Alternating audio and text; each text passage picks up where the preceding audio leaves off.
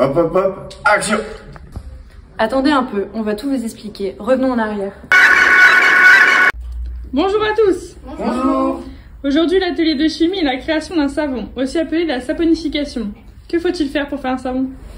Oui, Tom? De la soude et de l'éthanol. Exactement. Louise? Il faut aussi de l'huile. Très bien. Alors c'est parti, on va d'abord ajouter l'huile et la soude. Lilou, Jeanne, faut faire quoi? C'est bon, laissez-nous nous concentrer. Qu'est-ce qui se passe là-bas? Et il nous dérange. Rien, madame, tout le temps. Vous pouvez mettre le bécher sur l'agitateur magnétique après.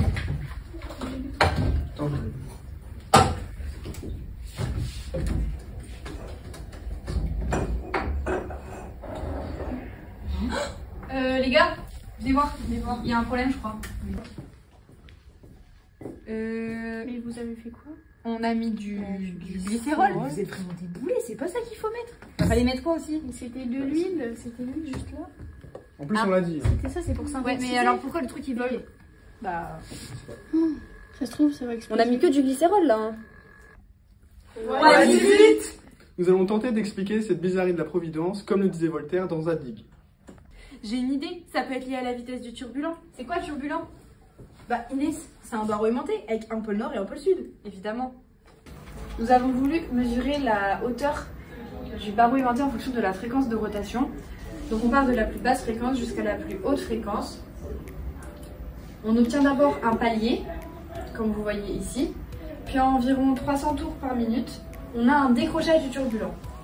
Ceci est dû à la version des pôles lors de l'agitation magnétique. Puis on voit que lorsqu'on augmente encore la fréquence, le phénomène persiste, mais la courbe décroît, car le turbulent va progressivement revenir dans le fond du bécher.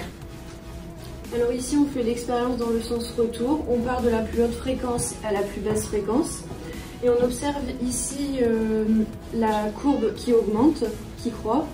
Et à environ 200 tours par minute, celle-ci redescend brusquement pour former un plateau. En temps normal, le pôle nord du turbulent est attiré par le pôle sud de l'agitateur magnétique. Mais à une certaine fréquence, le pôle nord de l'agitateur magnétique est inversé par rapport à celui du turbulent. Il y a alors un décrochage du turbulent.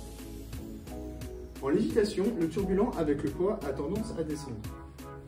Mais avec les sens opposés des pôles de l'agitateur magnétique, ceci a pour effet de faire des petites tapes vers le haut et vers le bas sur le turbulent. Le turbulent a alors une hauteur fixe par rapport à une fréquence fixe. Nous avons voulu mesurer la force d'attraction entre deux aimants. Donc là, nous pouvons voir que plus les aimants sont proches, plus la valeur qui est ici augmente.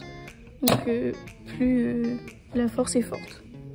Donc nous avons fait la même chose avec la force de répulsion.